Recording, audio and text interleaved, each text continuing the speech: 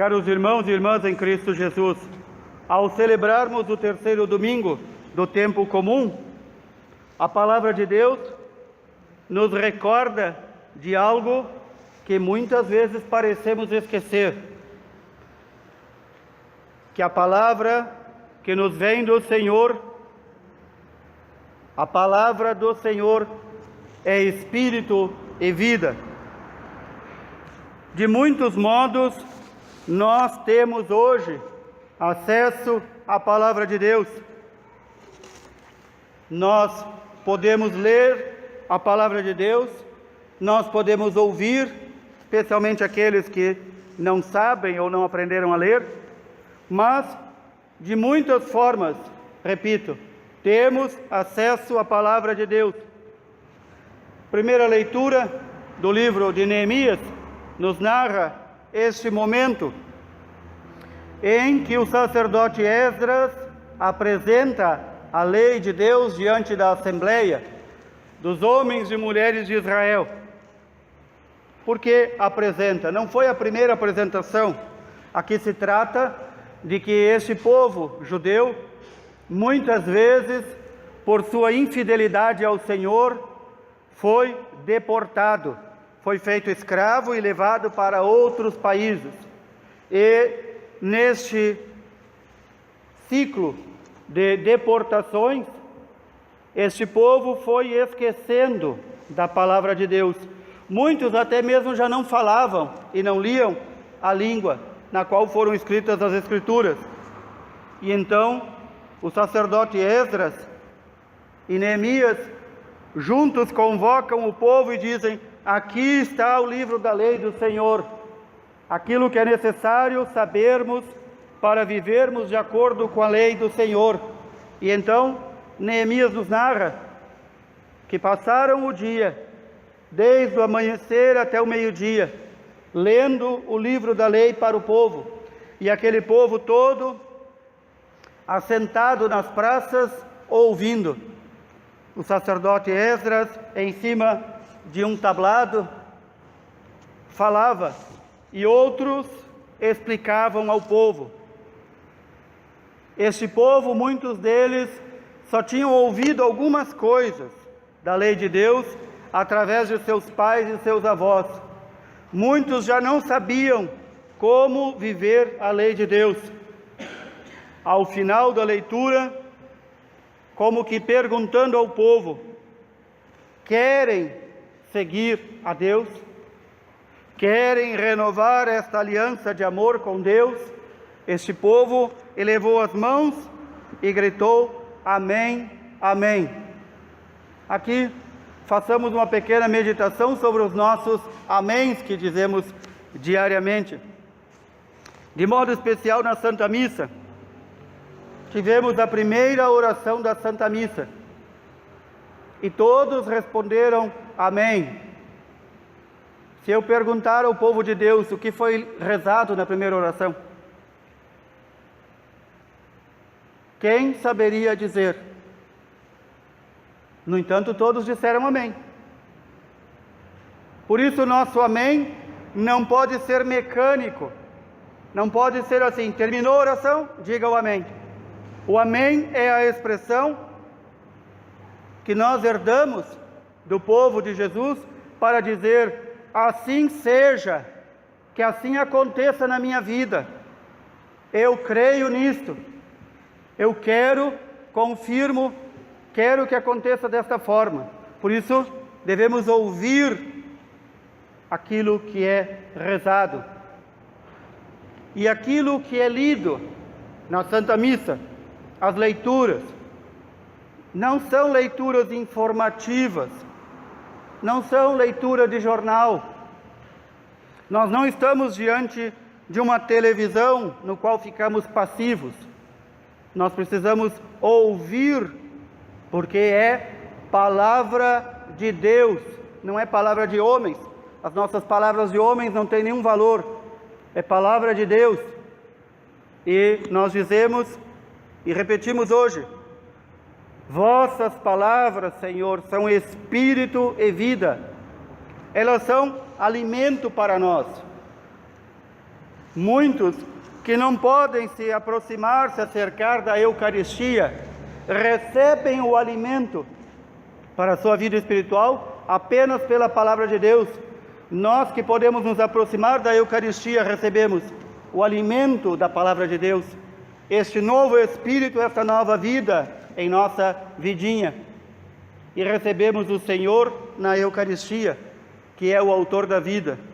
Portanto, a palavra de Deus é momento de ouvirmos atentamente. Ouvirmos atentamente. Em muitas igrejas se percebe isso, que o povo de Deus não conhece a palavra de Deus, não sabe do valor dela, e então passam durante a leitura da palavra de Deus, ou folheando um livro. Tem aqueles mais mal educados ainda que mexem no celular, tem aqueles que em muitos lugares ficam ali ensaiando a próxima música que vão tocar. Aqui mesmo na nossa cidade, um dia fui celebrar uma novena em uma certa paróquia, e durante a leitura da palavra de Deus, os músicos estavam lá afinando instrumentos, fazendo os próximos solos que iriam tocar, que estão dizendo: aquilo que eu faço é mais importante do que está acontecendo. É isso que estão dizendo. Ou estão dizendo isso, ou são ignorantes, que não sabem que nós estamos ouvindo Deus quando Ele fala por meio da sua palavra. Portanto, todo o nosso devotamento e o nosso amor às Escrituras, repito, elas não são palavras de homens, são a palavra de Deus. Elas têm esta missão de nos alimentar e nos dar um novo espírito e uma nova vida.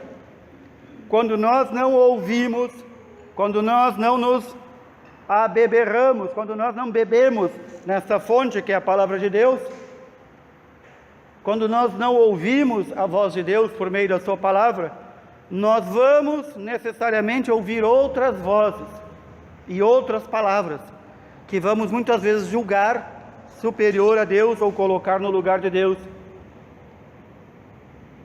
A palavra de Deus nos fala hoje, nesta leitura longa da carta de São Paulo aos Coríntios, deste corpo que é a igreja. Somos nós este corpo, somos nós, não são outros, somos nós, deste corpo, cuja única cabeça é Cristo nosso Senhor. São Paulo, nesta leitura, está retomando aquilo que ouvimos no domingo passado, falando do Espírito, o Espírito Santo, que distribui os dons de Deus conforme lhe apraz. O Espírito Santo distribui os dons em cada membro da igreja, naqueles que buscam servir seus irmãos. São Paulo aqui está falando deste corpo, que é a igreja, que somos nós, cuja cabeça, repito, é Cristo nosso Senhor. E São Paulo vai falar dos membros, que somos nós, membros deste corpo. Não pode haver membro inativo, é isso que nos está dizendo São Paulo. Não pode. Qualquer um de nós conhece um familiar, um amigo, alguém que teve alguma enfermidade ou alguma doença, que ficou com um membro inativo. Arrasta um braço, arrasta uma perna ou nem caminha. Que qualidade de vida tem esse corpo? Assim também a igreja, é isso que São Paulo está dizendo.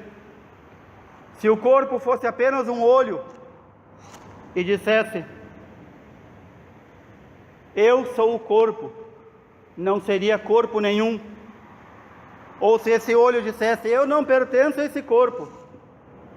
Ou se esta mão quisesse fazer o trabalho de pé, sair aí caminhando com as mãos, e os pés fazendo o trabalho da mão, levando comida à boca. Que desordem nesse corpo. São Paulo está falando de nós, igreja, membros deste corpo. Os membros que são mais fracos precisam da ajuda dos membros mais fortes. Os membros não são um mais necessário que o outro, mas os mais fortes devem ajudar os mais fracos. Cada membro tem a sua função.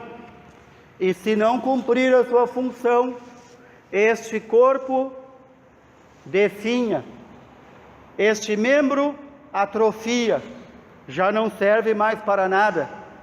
E quando um membro atrofia, e não é feito alguma massagem ou alguma ginástica nele, o que acontece com ele? Morre, apodrece.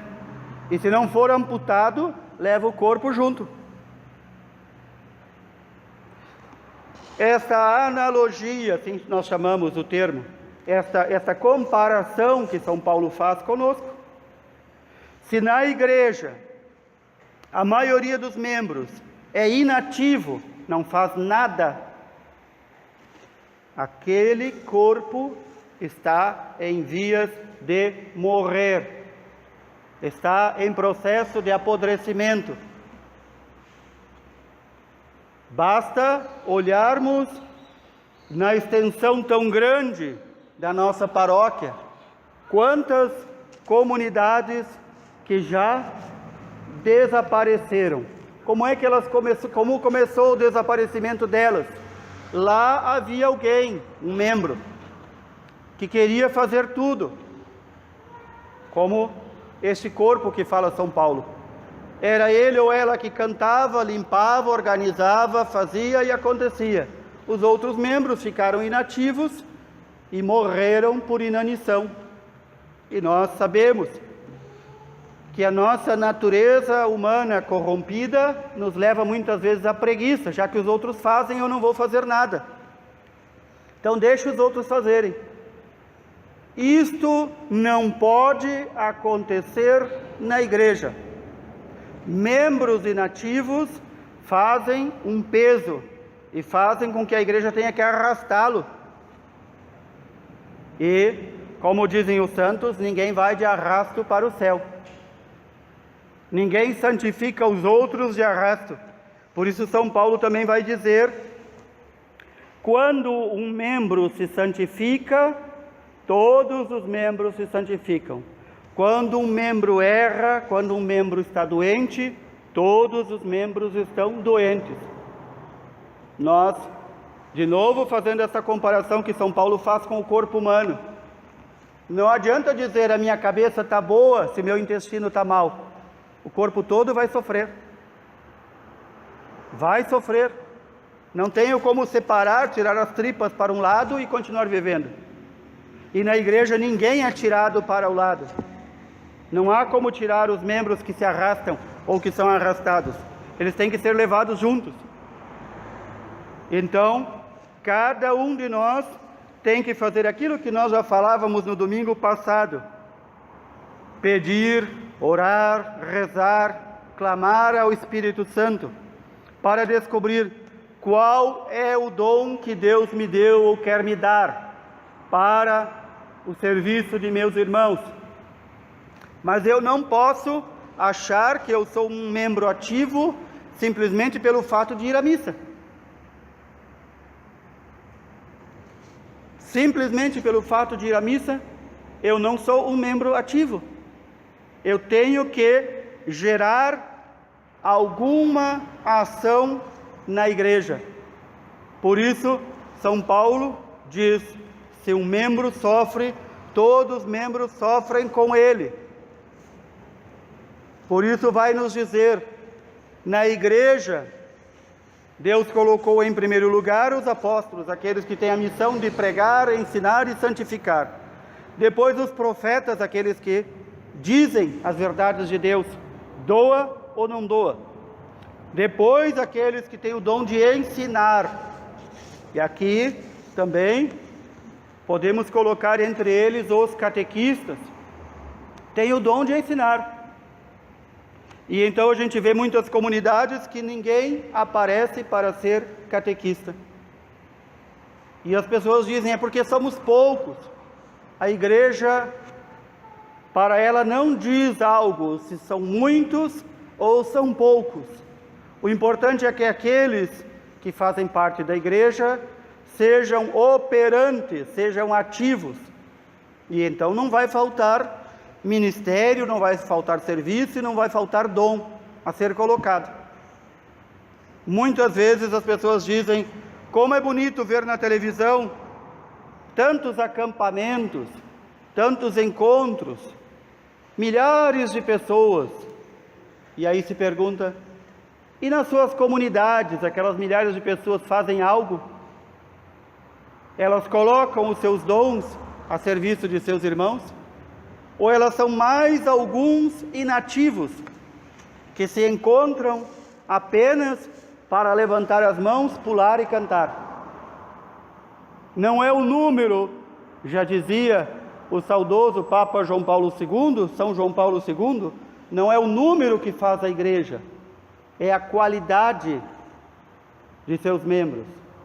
E a qualidade aqui não está em riqueza intelectual ou riqueza material, está em colocar-se a serviço de seus irmãos. E então, São Paulo, enumerando estes dons, pergunta: será que na igreja todos são apóstolos? Será que todos são profetas?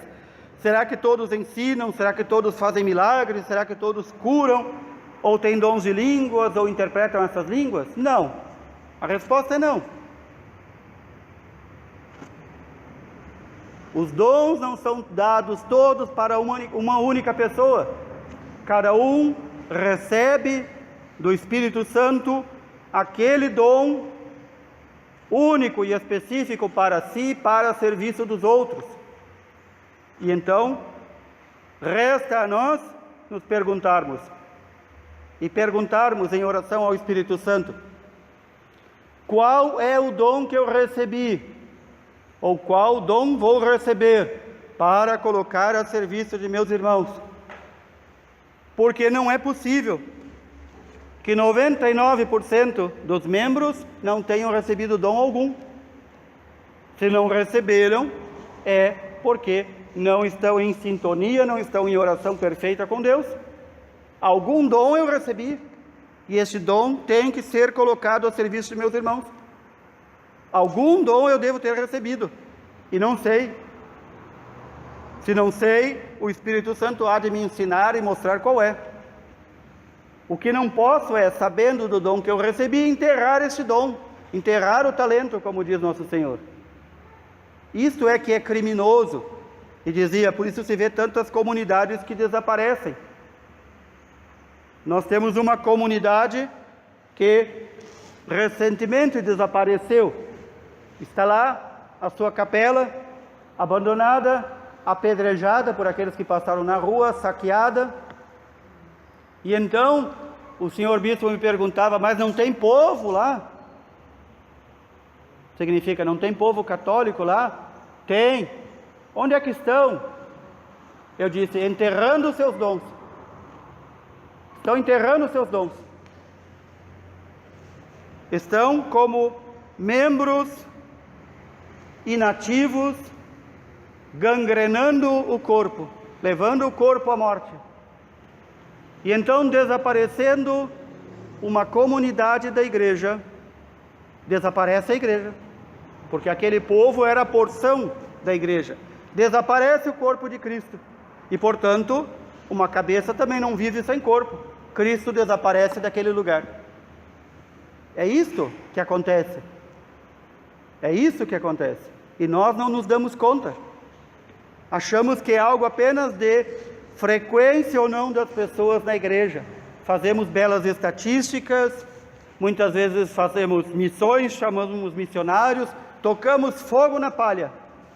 Mas os membros permanecem inativos, mortos.